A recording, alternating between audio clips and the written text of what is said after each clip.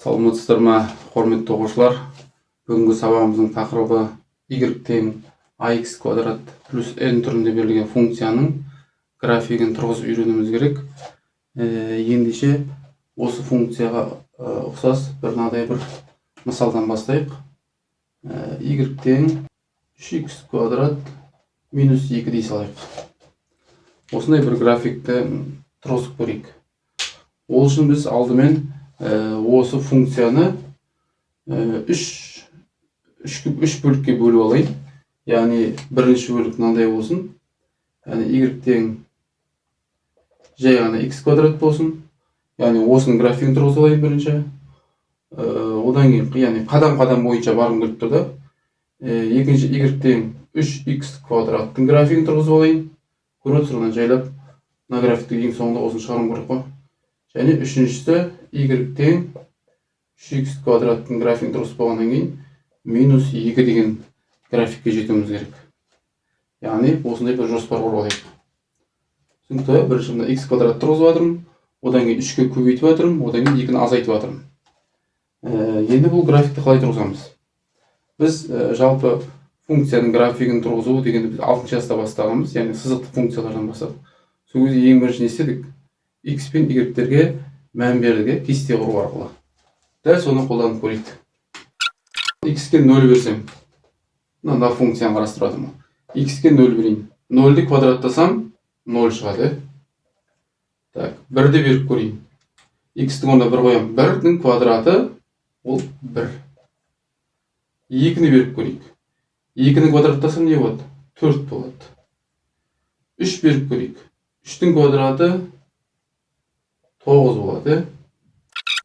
16 болады. 4-тің квадраты 16. Енді осы нүктелерді мына жаққа түсірейін. Яғни яғни 0 болғанда 0 дейді. Ол мына нүкте екені белгілі. Одан кейін 1 болғанда 1, x-іміз 1 болғанда y-іміз де 1 дейді. 1 болғанда 1 міне. Так. 2 болғанда 4 дейді. X-іміз 2 болғанда y-іміз 4-ке тең дейді. 2 4-ке көтерілім. Және 3 болғанда 9 дейді. 3 болғанда 9. Және 4 болғанда 16. Так, мына нүктелерді белгілеп алдық. Енді осы қызыл нүктелердің барлығын қосайық. Яғни бізде мынандай бір қисық сызық пайда болды. Және көріп тұрмын, x-дің орнын тек қана оң мәндер бердім. Енді теріс мәндер берсек не болады? Бірден өзгере ме? Мысалы, x-дің орнына минус 4 қойсақ. Минус 4-дің квадраты бәрі 16 болмай ма? Минус 3 қойсақ та солай. Минус 3-дің квадраты 9. Минус 2 берсек та солай. 4 болады. Минус 1 берсек та солай 1 шығады. 0 берсек 0 болады. Яғни, мұна жақтан тағы белгілеп шығайық нүктелерді. Яғни 1 болғанда минус 1.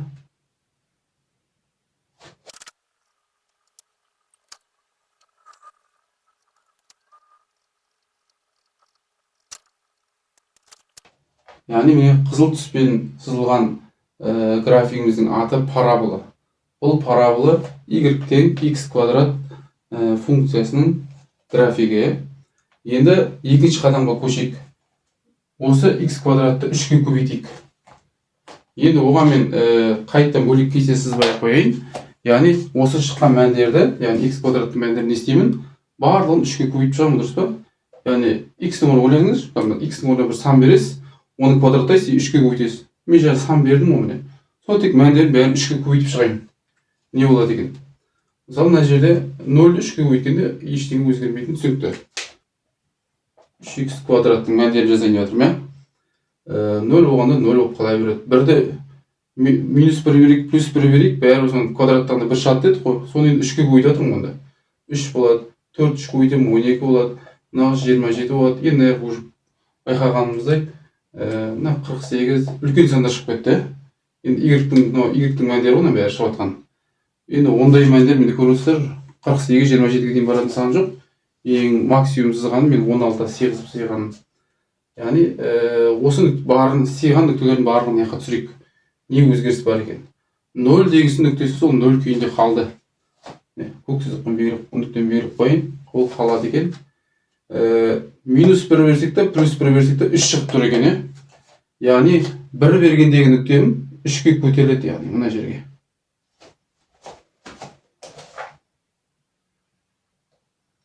Яғни мына нүктеміз, мына 1-де тұрған нүктеміз мына жерге көшті, міне. Бүйтіп стрелка көрсетіп қойын. Міне, мына жерге көшті. 1 бергенде, міне, -1 бергенде 3 болды, міне. -1 бергенде 3 болды. 1-ді берсеңіз де солай, міне. 1-ді квадраттайсыз, 1 болады, 3-ке көтерсіз 3 шығады, міне. Яғни мына көк нүктелерді көріп отырсыздар ма? Келесі 2 бергенде, яғни -2 берейік, x-тердің орнына -2 +2 болғанда 4 шықты ғой, мәні. Оны 3-ке көбейтті, 12 болды. Яғни 2 бергенде мына нүкте еді бізде. Сол енді 12-ге дейін барады ғой. Олай 12-ге дейін барады. Мына жерге шейін барады екен. Так, міне. Бұл не деген сөз? Басында мына нүкте y бойынша нешеде тұрды? 4-те тұр, дұрыс па? Мына екі нүкте y бойынша 4-те тұр. Енді 12-ге шейін көтеріліп кетті. Қанша есеге өсті? 3 есеге өсті. Көріп отырсыздар ғой? Мен 3x квадраттың графигін жаздым ғой, алдында 3 деген сан бар. Яғни 3 есеге өсірдім. Мына жерде 1-де тұр, не бір 2 қызыл нүкте бар емес пе? Ол 1-де тұрды ғой, мана y бойынша 1-де тұр. Y бойынша қарасаңыз, уровень бірінші уровеньде тұр, бірінші этажда тұр. Енді оны 3-ке көбейтіп, 3-ке көтеріп, не көріп тұрсыздар, 3-ке. Сонда менде мынадай бір график пайда болады екен. Көк сызықпен сызылған, міне, менде бұл 3x квадраттың графигі, міне. Көкпен қошап қойын, яғни көкпен қошалған көктің графигі деп түсінейік. Ал қызылмен қошалған, бұл мына жерде қызыл графикпен көрініп тұр. Түсінікті ғой? Яғни 3-ке көбейту деген сөз, алда уақытта бүйтіп кесте сызбай-ақ, мысалы сіздер x квадраттың нүктелерін жаттап алсаңыздар, міне қызылмен сызылған айтамын, 0-ден 0, 1-де 1, міне 2 бергенде 4 болатын, -2 берсеңде +2 берсеңде 4 болатын, -3 берсеңде +3 берсеңде 9 болатын, +4-те де -4-те де мәні 16 болатын. Осы нүктелер жаттап алсаңыз, анда мен бір кесте керегі де жоқ негізі. Осы график тұрғызасыз да, 3-ке көбейт десе, мына нүктелер y бойынша неше тұр? Соны тек көбейте қойып, 3 болса 3-ке, 4 болса 4-ке өсіре қоясың. Яғни байқап отырсыздар, графикке қарай сығылып келатыр мен. 3-ке көбейткен андай сығылды. Сіз ойлаңыз қазір мен 10-ға 8-ге көбейтсем, ол мүлде y-ге жайлап жабыса береді ғой. 3-ші қадамымызға көшейік. Яғни 3x квадрат -2. Енді не істейміз? Мен x квадраттың графигін тұрғыздым. Оны 3-ке көбейттім. Енді -2-ге келдім. -2 деген сөз, мына мәндердің бәрінен 2-ні азайтып тастау керек. Яғни 0-ден 2 алам не болады?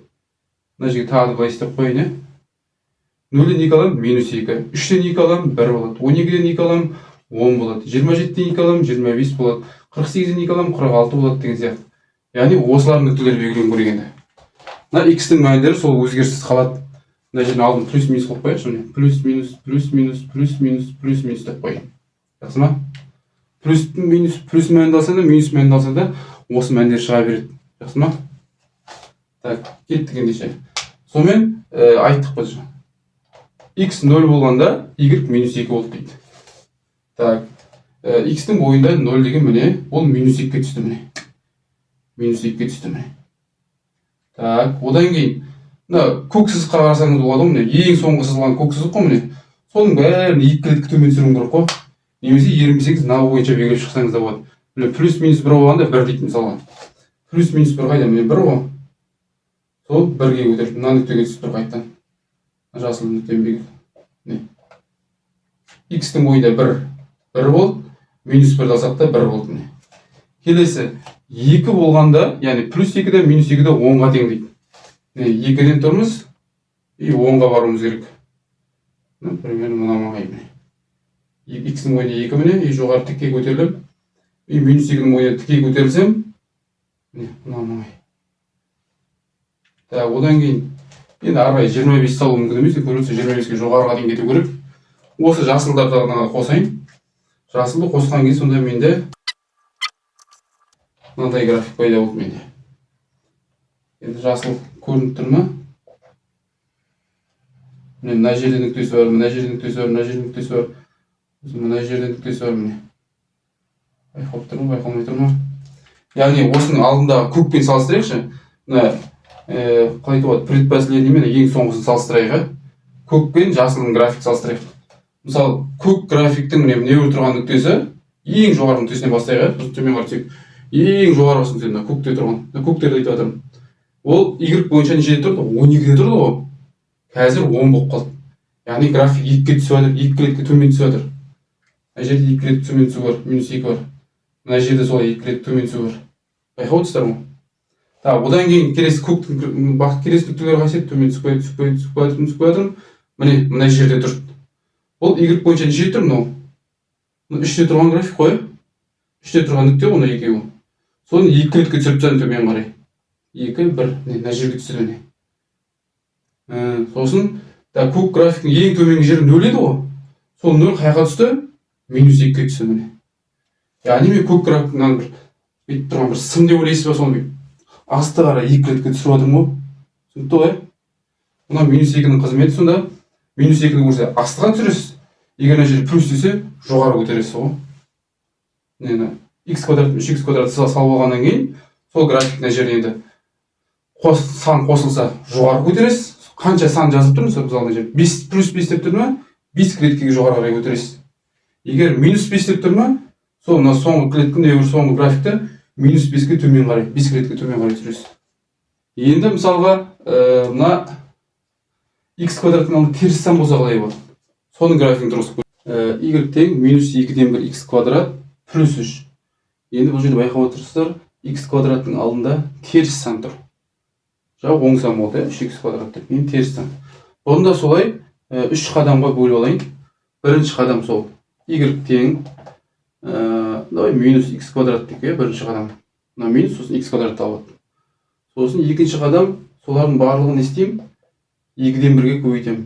Яғни -2-ден 1 x квадрат. Осы график.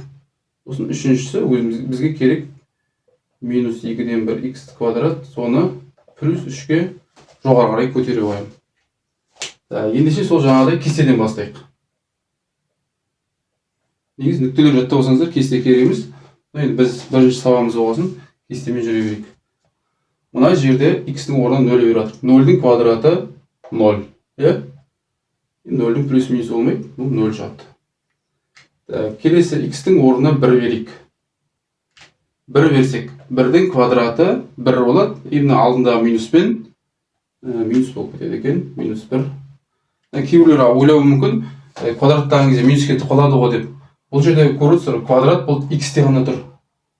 Яғни мынадай жақша тұрса, онда ол басқа әңгіме. Ол кезде жақшаң не бар, соның бәрі квадратталып кетеді. Ал бұл жерде ондай нәрсе жоқ, жақша жоқ. Сондықтан тек x-дің орнына қандай санын қойдыңыз, соны ғана квадраттайсыз. Мына минус алдына тік тіркеле береді. Түсінікті ғой? 2-ні қойдым. 2-ні квадраттаймын 4, енді алдындағы минуспен -4 болып кетеді. 3-ті қоямын. 3-тің квадраты 9, алдындағы мен -9. 4-ті қоямын. 4-тің квадраты 16, алдындағысы мен -16. Осылай болады екен. Және мен x-тің орнына -1 берсем де солай болмай ма? Қалай ойлайсыздар? Яғни -1-дің квадраты плюс 1, бірақ алдындағысы минус болады екен. Яғни мына жерде мен плюс -1 берейін, плюс -2 берейін, плюс -3 берейін, плюс -4 берейін, бәрі мына мәндер сол күйі шыға береді екен. Ендеше осы нүктелердің барлығын мен не істейін? Мына координаттық жазықтыққа түсіріп көрейін. Қандай сурет шығады екен?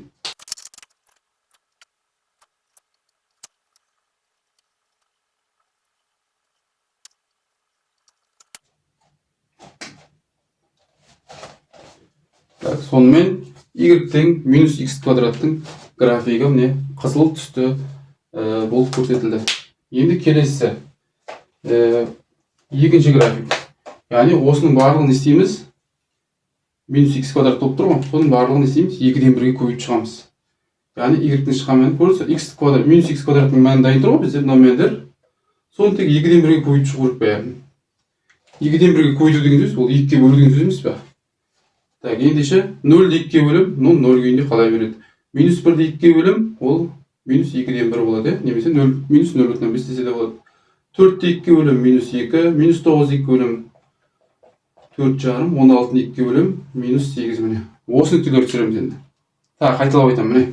X-тің мәндері міне плюс -1, бірақ мәндері енді y-тің мәндері -1 емес, енді -2-ден 1-ге түседі. Плюс -2-ден мәндері -4-те тұрып еді, енді -2-ге түседі.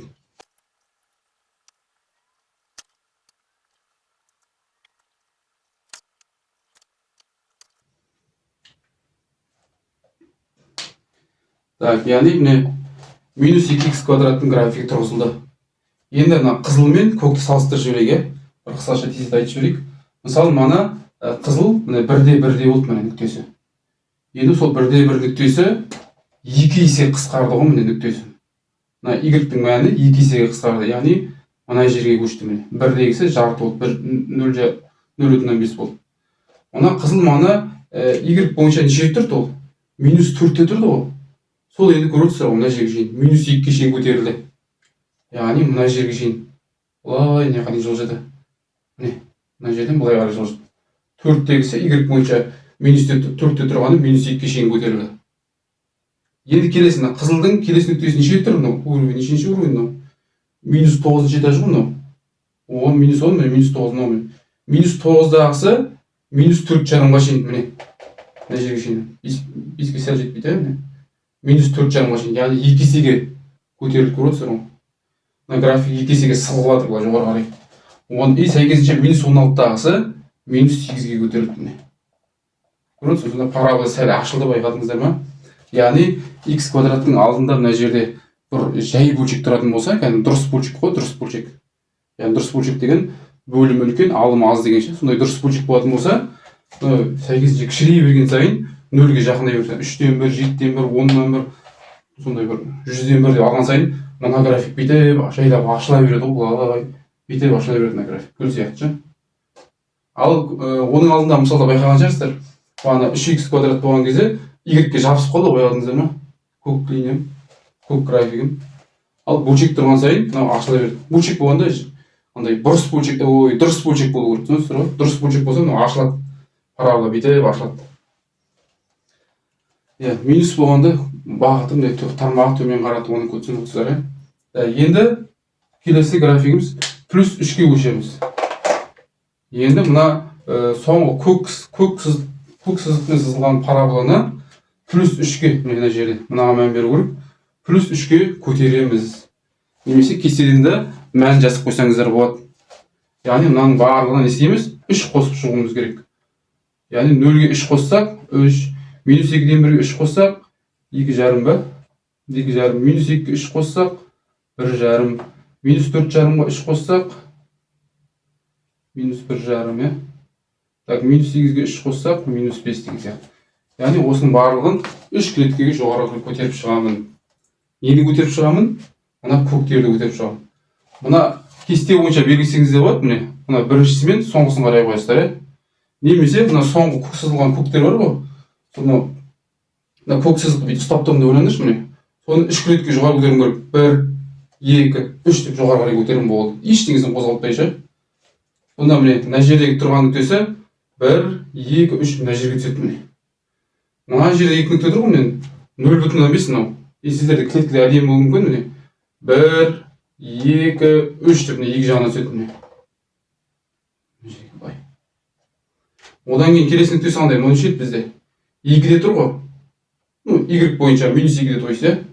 Соны мен 3 клетке көтеріп жоғары қарай. Мен мына жерге 1,5 деп қойғам бағана. Так. -2-ге 3 қоссақ +1 ғой бізде. Так, -2 мына жерде. Сонда -2 клеткені жоғары 3 клетке көтеріп жатырмын. Мына жерде тұрған нүктені міне 1, 2, 3 мына жерге түседі сонда. Так. Сонымен неше 5 нүктесін көшірдім да, мен мынаны былай көшірдім, мынаны мына жерге көшірдім, мынаны мына жерге көшірдім. 5 нүктесі көшті. Так, енді мына жерге қалды ғой міне. Так, бұл қандай еді бізде? Бұл Y бойынша -8-де тұр ма? Енді 3 қосамыз ғой. Жоғары қарай 1, 2, 3 -5-ке барады. Тіп-тіке -5-ке көтеріледі ғой мына жерде.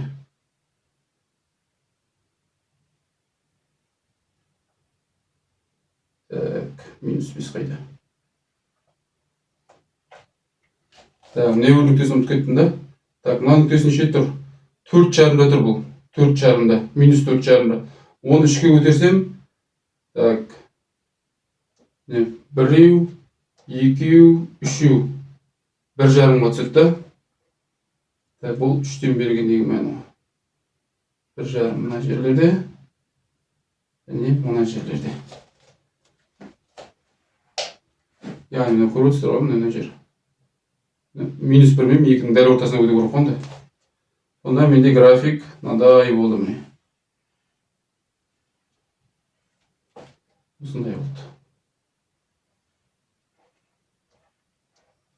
Бәрі бірін көрсетіп қояйын, міне. Мынау 3 клетке көтеріп бар, плюс 3. Міне. Так, мына жер тұрған нүктесі мына жерге шейін өсті. Бұлда плюс 3 бар. Мына жердегі нүктесі былай қарай көтерілді. Бұлда 3 клетке өсу. Мына жер тұрған нүктесі былай көтерілді. Бұлда плюс 3 клетке көтерілді. Мына нүктесі де былай солай плюс 3-ке өсті жоғары қарай. Міне енді симметриялы оны да көрсетпей ақ қояйын осылай. Яғни мына жасыл мен көктің арасы бүкілінің арақашықтығы 3 қой. 3 не бар? 3 бірлік кесінді бар арасында. 3 бірлікке өсу бар. Міне тақырып осы міне. Яғни сіздер осылай кесте тұрғызып алып, кестенің мәндерін осылай жүрсеңіз де болады, басыңызды ауыртпай. Немесе x минус x квадрат плюс x квадраттың, яғни қызыл графиктің деймін да, нүктелерін жаттап алып, соны көбейтіп, сосын жоғары немесе төмен түсіре қойсаңыздар да болады. Кімге қалай ыңғайлы? Тағы да сұрақтарыңыз болса, комментарийдің астына қалдырсаңыздар болады. Ол міндетті түрде қаралып оқылады. Және осы видео сабақты достарыңызбен бөлісіңіздер, құрдастарыңызға жіберіңіздер. Олар да осы сабақты көрсін, білсін, үйреніп алсын. Қош сау болыңыздар.